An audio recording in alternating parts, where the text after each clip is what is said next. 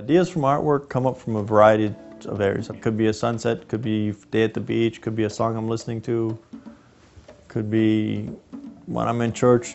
A lot of the praise and worship songs, a lot of those speak to me. That's where I come up with the names, and I'll come down and I'll put it on the canvas.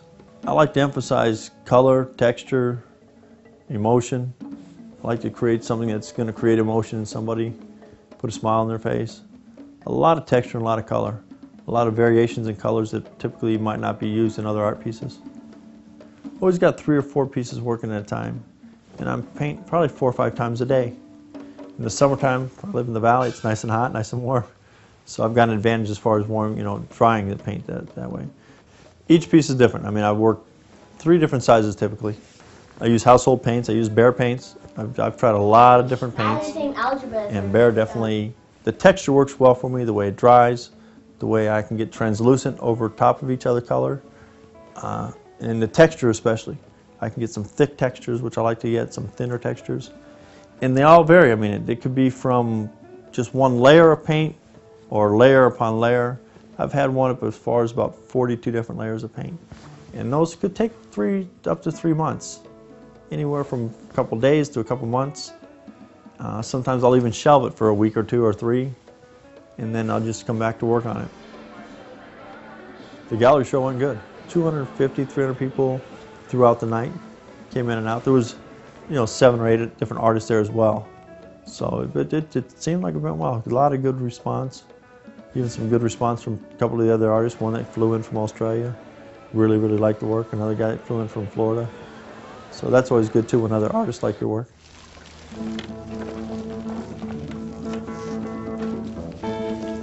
I use my wheelchairs and my brushes.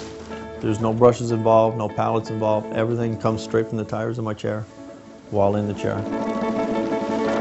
Certain pieces you can tell that there's tire tracks, and certain pieces you have no idea that there's even a track or a tire involved.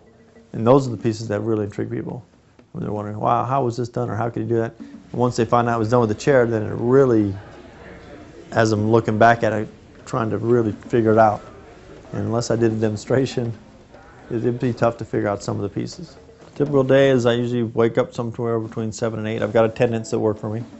Once I'm in my chair, I'm fairly independent other than driving to and from locations. And then the typical day is I'll first come to the studio and I'll do some painting. Go up and down the driveway, wash the tires off, work on a few paintings. And I've got to wait quite a few hours or days in between working on each painting. So then run out, do some errands, do some promoting. The beginning process of painting either starts with placing the paint around the masonite board on top of the canvas, or directly putting the paint on top of a tire, whether it be a front tire, rear tire, 2 tires, 3 tires, 4 tires.